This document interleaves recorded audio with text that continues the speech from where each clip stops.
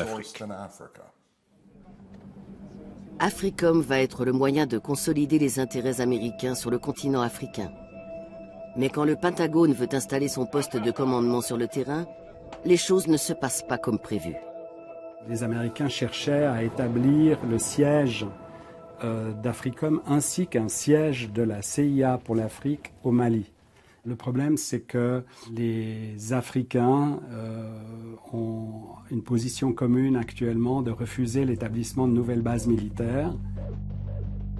Cette opposition a obligé les Américains à installer la base de commandement d'AFRICOM à des milliers de kilomètres de là, à Stuttgart, en Allemagne. La résistance contre toute présence militaire américaine est longtemps menée par un leader africain charismatique et fort riche, le même qui est depuis des décennies une sérieuse épine dans le pied de l'Occident. Dès le début de sa carrière en tant que dirigeant politique, Mouammar Kadhafi s'est opposé à toute présence militaire étrangère en Afrique. Une des premières choses qu'il a faites après son arrivée au pouvoir en 1969 a été d'expulser les bases militaires britanniques et américaines de Libye. Et la position de Kadhafi jouissait d'un soutien politique considérable sur le continent.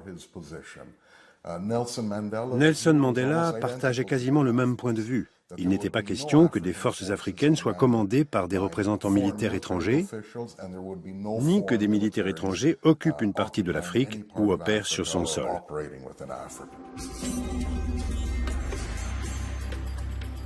Kadhafi a joué une partie complexe avec les pays occidentaux. Le président Ronald Reagan le qualifie de chien fou du Moyen-Orient et tente de l'assassiner en 1986 en bombardant son palais. Sans succès. Les immenses réserves pétrolières que Kadhafi a nationalisées quand il a pris le pouvoir lui assurent une véritable indépendance et un ascendant sur l'ensemble du continent. À partir des années 90, Kadhafi est devenu une sorte de sommité, une voix prépondérante et sûrement l'une des plus fortes à défendre l'intégration africaine absolue. Il était considéré dans toute l'Afrique comme le successeur de Kwame Nkrumah en ce qui concerne la vision de l'unité africaine. Et ce n'était pas que des belles paroles. Kadhafi tenait non seulement à accélérer ce processus d'intégration, mais aussi à le financer. L'argent du pétrole libyen permet à Kadhafi de développer des projets ambitieux. 300 millions de dollars pour le premier satellite panafricain RASCOM. Et 30 milliards pour le plus grand système d'irrigation au monde. En puisant dans les immenses réserves d'eau douce sous le Sahara, il transforme des dizaines de milliers d'hectares de désert libyen en terres agricoles. Kadhafi démontre ainsi que l'Afrique peut se développer sans passer par les banques occidentales ou le Fonds monétaire international. À coût de dizaines de milliards de dollars, la Libye a financé un grand nombre d'institutions économiques comme la Banque africaine de développement ou le Fonds monétaire africain. L'Afrique allait développer ses propres solutions, mettre en place ses propres programmes. Donc l'Afrique, du point de vue de Kadhafi et sous son leadership, est ainsi devenue de plus en plus un bloc et non plus une série de nations individuelles disparates avec lesquelles on pouvait négocier en tête-à-tête et qu'on pouvait monter les unes contre les autres. Lorsque Kadhafi est élu président de l'Union africaine en 2009, les Américains s'inquiètent. Dans un câble révélé par Wikileaks, il note que la Libye va chercher à utiliser la présidence de Kadhafi pour le glorifier et promouvoir son projet d'États-Unis d'Afrique. Les multinationales américaines ont aussi leurs problèmes avec le dirigeant libyen. En particulier, lorsqu'il décide d'annuler un contrat d'1 milliard de dollars avec Bechtel, la plus grande entreprise de travaux publics aux États-Unis, qui entretient des liens étroits avec Washington. Le fait qu'une compagnie ayant le savoir-faire et l'assise financière de Bechtel ne soit pas parvenue à décrocher ce contrat est un avertissement pour les entreprises américaines et occidentales qui cherche à s'implanter sur le marché libyen en pleine expansion, ainsi que pour les autres entreprises américaines qui envisageraient d'y investir. Kadhafi se met aussi à dos la France. Après avoir été courtisé par le président Nicolas Sarkozy, le dirigeant libyen annule de gros contrats d'armement. On oublie à quel point Sarkozy avait déroulé le tapis rouge à colonel Kadhafi en décembre 2007 et le colonel Kadhafi, en échange, lui avait promis 14 milliards de dollars de contrats. Il y avait une shopping list absolument incroyable. Finalement, Kadhafi a ridiculisé Nicolas Sarkozy parce qu'il n'y a rien eu du tout ou très très peu de choses par rapport à ce qui avait été promis.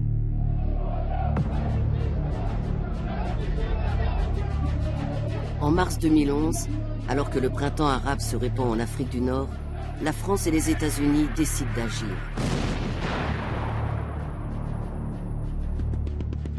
Le Conseil de sécurité des Nations Unies donne son aval. La protection des droits de l'homme justifie la guerre.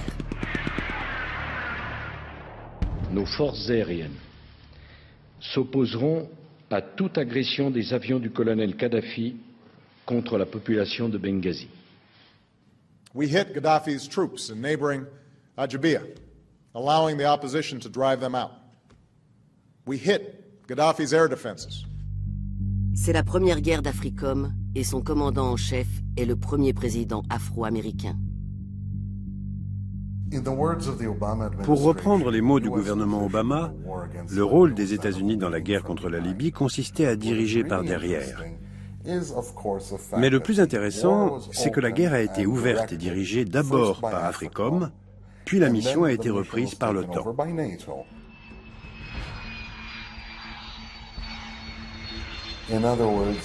En d'autres termes, ceux qui mènent les opérations à l'OTAN sont eux-mêmes dirigés par les États-Unis qui commandent officiellement l'OTAN. En plus de ça, après l'arrêt des bombardements et avoir fait l'éloge des alliés en Libye, Obama a révélé qu'un certain nombre de bombardements français avaient en réalité été effectués par des pilotes américains.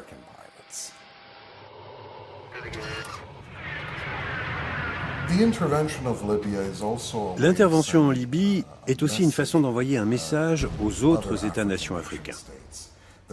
S'ils se lancent dans un processus de défiance radicale visant à une indépendance radicale dans un processus nationaliste et anti-impérialiste, il pourrait y avoir des conséquences qui ne sont plus de l'ordre de l'hypothèse. Cela revient à envoyer le signal clair aux États africains qu'il y a des limites dans lesquelles ils doivent opérer et qui ont été fixées par les opérations militaires américaines.